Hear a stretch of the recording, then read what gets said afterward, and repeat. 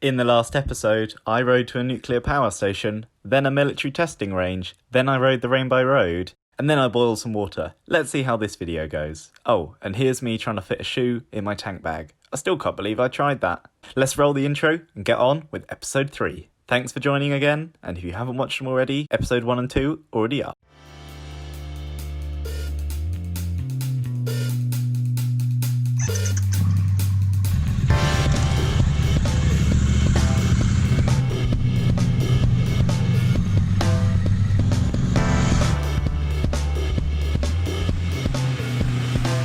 With the bacon and the bean combination finished and served like we're at a 5-star restaurant, that was me set for the day. Welcome back to episode 3. I hope you like my little recap there. I tried to keep it brief. This week I've been doing some training, which has been great fun. As some of you know, I try not to say it in every video, but recently I've ended up saying in every video that I work in theatre and our industry is slowly recovering. This week's been great, been on some training, and I'm thoroughly learning from it. But don't worry, haven't forgotten you guys, so let's get back to episode 3.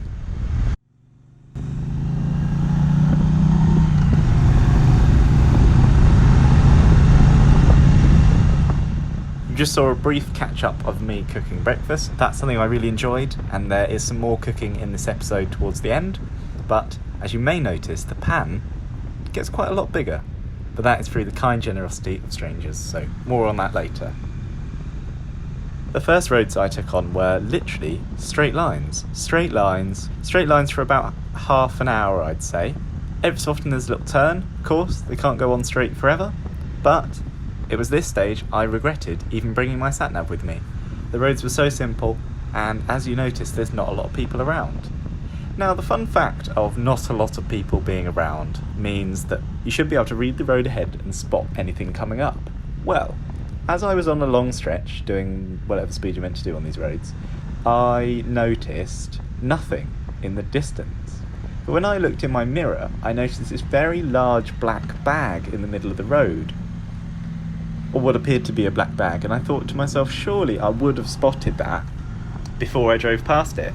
And I was like, wow, maybe this is what they mean about, waking up a bit before you drive, or, taking in all the scenery and not going into sort of automatic mode. It was only about 15 miles later I realised that was my waterproof cover. So if you've heard it in other videos, me saying I've only got one waterproof cover now, that's because the other one is somewhere in Lake District in a hedge. I did turn around, but I'd already done about 15 miles, so I can only assume the bag was blown into a field or somewhere I couldn't spot it. I retracked my exact route, but a message to you all if you're listening, don't put waterproof covers on unless they're really secure or you're sure you've put them on properly. I clearly just slipped mine over the top and forgot to do the clip up, and I think that's what's happened because one side stayed on and one side stayed off, so I can only assume I was in a rush, so don't rush is the other thing. Well, what are we doing today? Well, we're in a little town and we're making our way up to have a look at the waterfall.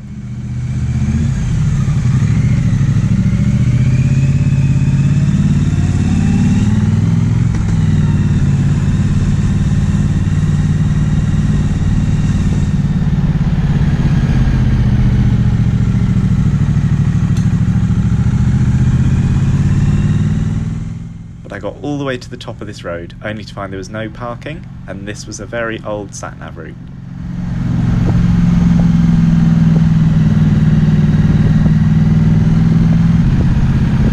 You see that little sign there says footpath only ahead. It looks like a road to me, but there you go. I quickly decided clearly it wasn't worth it, and we moved on to the next place, which was a Roman. Now, it's really exciting to ride the bike, but of course I'm also here to see the local area too.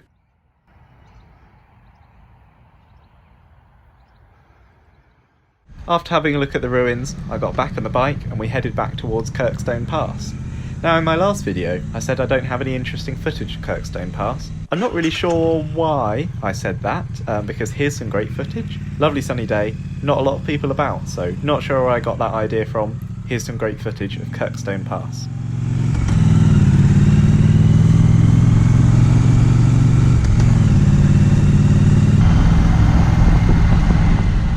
There was nothing particularly exciting to report from Kirkstone Pass.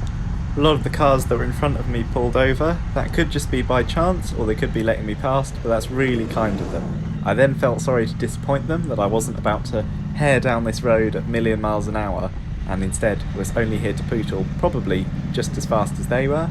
But anyway, this might have been by chance, but every time on this road I was behind a car, that car then pulled over, let me pass, and then I noticed they pulled out again in the distance. So it could just be a coincidence, but it was really nice to see that on some of these roads. I did get tailgated for a while, but my trick with tailgating is to try and create gaps when possible. That normally gives off the sign that you're trying to go as fast as you can, and anytime you have a straight moment, or anytime there's a moment where you're not on curve after curve, if you just give it a quick blast and create a gap, you'll also get an idea of whether they are just unknowingly being close to you in the corners, or whether they're trying to keep up with you and push you up. So there is two different ways of seeing tailgaters.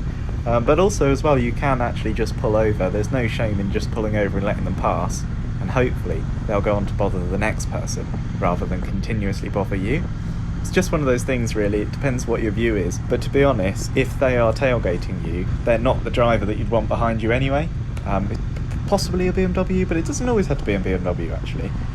Yesterday I had a Citroen try it with me, so a quick blast on the long straights creates a gap, and then you'll get a good sense of what they're trying to do behind you. But at the end of the day as well, sometimes the road is just not wide enough, or there's going to be no space you pull over, so try not to overthink it. But actually as well, look at where you're doing. I know you don't know the road, but are you doing 30 and 60? Would that be annoying if someone did that in front of you? Maybe try and bring the speed up a little bit more just to help, but at the same time, don't ride faster than you want to just because you've got a crazy local behind you.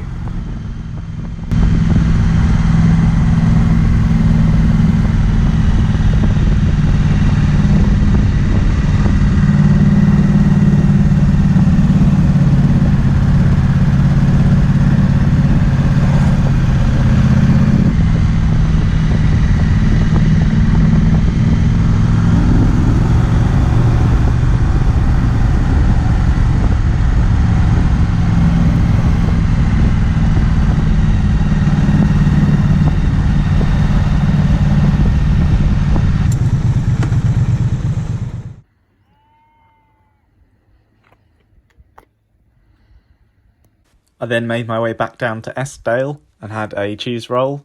Safe to say this is the most plasticky looking cheese and the orangest looking coleslaw I've ever had. But it was nice to sit down and almost feel normal again. This is my view. It's not too bad, but again, I expected it to be a lot busier than it was. I have to be totally honest with you, I don't know where the rest of today went in terms of time, but also footage on the SD card. I had lunch, I definitely turned the camera on, went for a long ride, but I really can't remember what on earth happened this day, and also where the rest of the footage has gone. Potentially I didn't press record, but I had made a great habit so far of always checking my camera was recording. I have full batteries, I've got 6 micro SD cards, so in terms of storage I was pretty prepared in terms of batteries. But anyway, bit strange, not sure what happened here, but I'm now making my way back to the campsite. I think it was about 4:30 when I got to Lidl and I decided to pick up some steaks. The best advice for touring is always buy the food locally. This means you don't have to worry about keeping it fresh, although the bacon I kept just under my tent.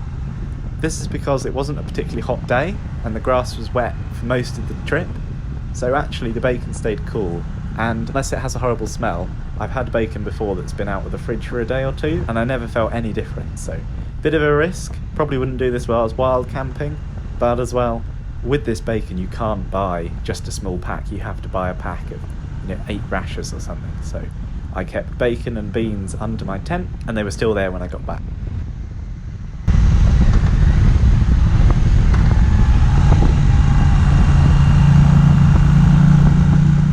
In terms of leaving things under my tent as well, but I also left all the camping equipment and my big dry bag on the back as well. Unless you're moving from one site to the next, or you're wild camping, I felt confident enough to leave all my spares inside the tent, partially because I'd made friends with the tent opposite and they assured me they'd be in all day, and at the end of the day the most expensive thing in that tent is the airbed, which was about £30, and the tent itself, which is about £40. Everything else in there is totally replaceable. It would be very annoying, but at the end of the day, it's not stuff you want to carry around with you. So I felt on this instance, I'd leave everything in the tent that I wouldn't need with me on the day out. Judge it for yourselves, but of things of small value that were big and clunky, I just left in the tent, and they were all perfectly safe when I got back.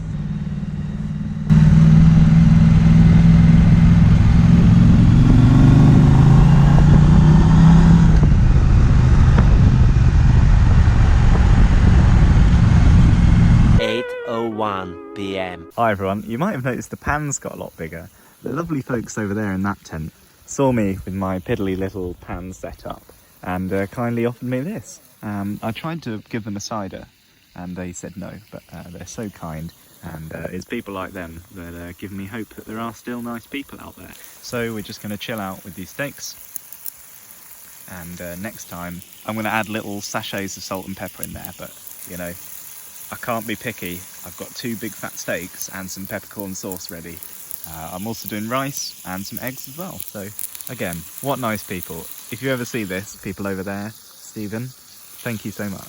It's also a bit drizzly, a bit rainy, so I'm conveniently placed under the tree, so that's sheltering me away. Great. Well, here's to a good night, everyone. And I'll show you some of my favourite photos of the day too. See you later.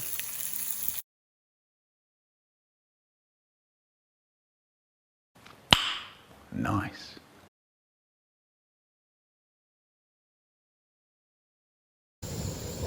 Hey everyone, if my steaks weren't enough, I've also got a pot noodle on the way as well.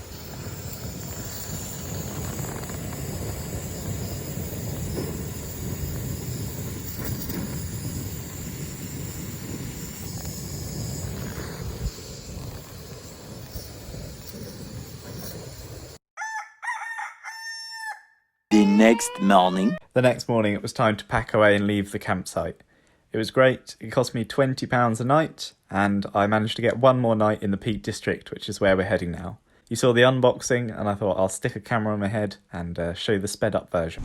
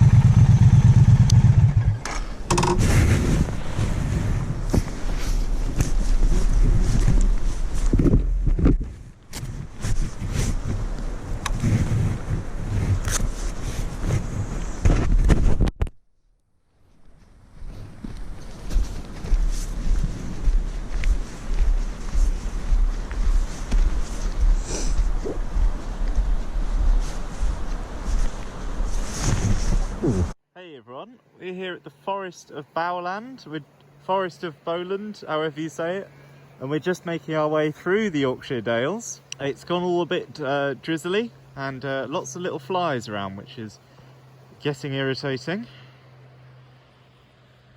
But there we are, it's looking lovely. I would tell you some information about the place, but somebody's taken it upon themselves to shoot the sign, so that is very specific. I'm not going to hang around here for long. Getting some funny faces from the locals.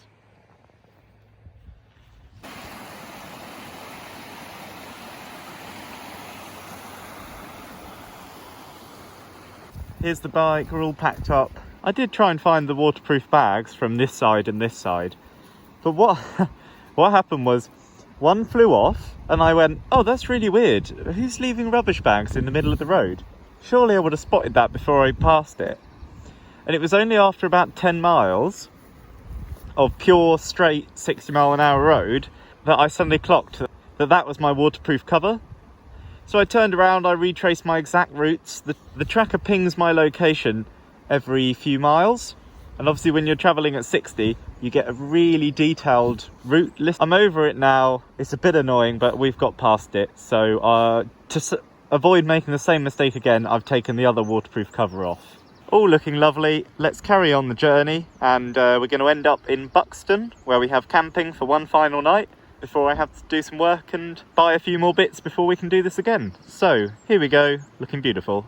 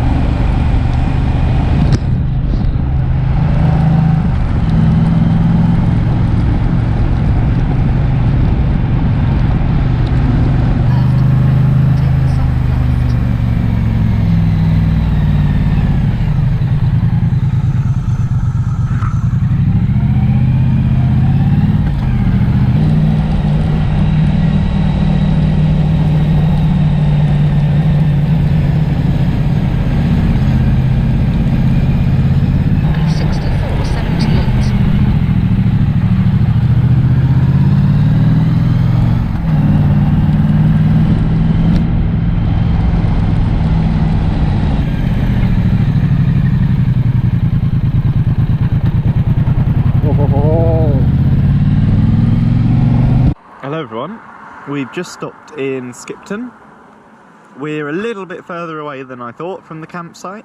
I can't arrive too late, otherwise they won't let me in. So what I'm going to do now is get on the motorway and just get through some miles. And I'll join you guys back when we're slightly nearer Buxton. So we're in Skipton now, we're going to go to Buxton next. So I'll join you guys in a bit. I just need to get some miles done before it's too late and they won't let me arrive. So I'll see you guys soon. Bye. Well, this is certainly the lowest I've ever let my tank go. Right now I'm on probably minus 20 miles. I had to go to 4 petrol stations before one was open. I was really keen to get petrol before I went to bed so that in the morning I could just pack up the tent and get on the motorway. I needed to be back for some work, and annoyingly, that work then got cancelled when I was about 20 minutes away from home. But anyway, we're not dwelling on that. And here we are, all set up at campsite number 2. I was only here for one night, but such a warm welcome, I'm definitely coming back. I'll put the name up on the screen now. And they were great. They had grass pitches, and right opposite me was a very posh shower block and a communal kitchen as well. Really useful. I imagine in winter that's great as well. I thought it would be worth showing how dirty the bike got on this trip. Of course it had constant rain and drizzle, so that washed some of the muck off. But the best way to see your bike and how clean it is to turn all the lights off. Now you might be a bit confused what I mean here, but here is what my bike looks like just under torchlight. It does look a lot worse in the night, but remember that's the dust on the surface soaking up the light as well. And I've always wanted to sneak this into a video. You can see exactly where the muck gets splattered and the areas where you might want to clean better next time. Hey everyone, I'm back from my trip. I managed to extend it by one more night. I came back early because of a work Zoom call, and annoyingly, they've just pushed it back till tomorrow. So I could have done the Cat and the Fiddle and some other nice roads while I was in the Peak District. But anyway, it was too late by the time I found out. I was only about 20 miles away from home, and annoyingly, I just had to carry on. So, what I'm going to do now is unpack into 2 boxes, the yes box and the no box, because there have been a lot of things on this trip that I found I just didn't use, and I thought maybe it's of interest to you guys. This is so that when I go on the next big trip, which the announcement is coming soon, I know what I really need to take, what I didn't, and also there's some things I have to buy as well. So, without further ado, let's go through some stuff. Now this is the reason my video was late. I was waiting for this this fly sheet to arrive so I could make it all in one video, so I didn't think I could justify another video on it. So this is my fly sheet that fits over the Van Gogh, but also stands totally freestanding. Secondly, although I love my little folding chair, I've been thinking about upgrading to a Summit pack-away chair. This is at a garden centre. This one is about £25. I don't know what their price is online, I haven't looked, but I think I might treat myself to one of these. It's not too big, and considering I'm going to try and pack lighter next time, I think this is well worth having. This is going to be the no box, and then this will be the yes box. So, as I said, we're going to go through what I did use and what I didn't use. Just a bit of fun, and I thought it might be useful for people. Starting off with the water can, brilliant. Waterproofs, yep. Waterproof trousers, brilliant. Waterproof cover for the tank bag. Now, this was good, although most of the time I didn't have it on, and on the motorways this billows quite a lot and it causes the bag to move slightly on the tank. So, although it was useful, but I'm going to put that in the no box. Petzl head torch, that's going in the yes. Battery block for a GoPro, yep. GoPro mount, no. Absolutely useless. I don't know why I brought this. The idea was I'd go kayaking and if I dropped the GoPro, help me find it, but no. This charger broke as well. All 3 of my chargers went down. They are just cheap ones. They were Christmas gifts, sort of Secret Santa, but they all broke. That's the only one I didn't throw away at the campsite, so that's going in the no box. All my different clips. These were great, but the bag is too big for what's inside there, so I'll be taking them, but I'm going to take them out the bag next time. That's going in the yes box, only because I'm taking the bag out this time and just taking the clips. Sunglasses. Now, what I've just discovered is, after all the moisture and the heat, the bag's gone mouldy. I think you guys can see this on the camera. It looks clear on my screen, but that has bits of mould on my sunglasses case, so I'll be giving that a wash, but I'm not taking these fabric bags again. And to be honest, although the sunglasses are really nice, it was never hot enough and it was never sunny enough to use them. So they're going in the no box. Neck toggle, that was great, really kept the wind off, but again, it can't have been that good because it was in the tank bag, not on my neck. But anyway, even though I didn't use it all the time, that's going in the yes box. This tripod's good, although it's gone a bit broken, it's a bit floppy, but it's not massive. It did the job when I needed it to, it just took some propping up occasionally. It's a bit loose, it looks strong now, but when you've got a GoPro on top, it was all a bit loose, so quite cheap, but that's going in the yes box, why not? Selfie stick, although it was nice, that's going in the no box. Okay, well that's the tank bag sorted. There's another cable going the yes. The GoPro head mount. This was pretty cool in terms of when I was cooking, and it's not massive, so I'm taking that with me. Headphones. These were for my dodgy microphone setup, but I didn't use it. I kept getting caught in my own microphone line. When you're on roads you don't know, It was really important to have full movement, so I have decided that that's going in the no box. Bit of electrical tape, yeah, that was really useful actually. That's going in the yes box. In the back here is one of the most important things, especially for us. This is all the memory cards I've used. I use micro SDs, then I keep them in SD converters as it's a bit bigger and they're looked after in there. So yeah, really, really useful little box there. Overall, I'm really impressed with this Triumph tank bag. The handle gets a bit annoying. It kept sort of hitting me in the stomach occasionally, so I tucked it in there, and instant relief if you tuck the handle in the pocket. Next thing to go through is my big dry bag. So we'll get this open. So first up is the tent. Absolutely brilliant. I'll totally be using that again. That was great. This is the drying pile, by the way. Toiletry bag, of course, very helpful. Pillow, brilliant. And little towel, great idea. Sleeping bag. Now, this was smaller than my normal one, and it's not the one I said I'd be taking, but when it came to put the other one in, I couldn't quite fit. But I was a little bit colder than I'd like to be, and I'm going to swap back to my Galert one rather than this Euro hike one. Nice to have something smaller, but I think if I pack smarter, I'd much rather have my other sleeping bag back. So that's just under the stairs, so I can just get that out. And then all that's left in there is just clothes, really.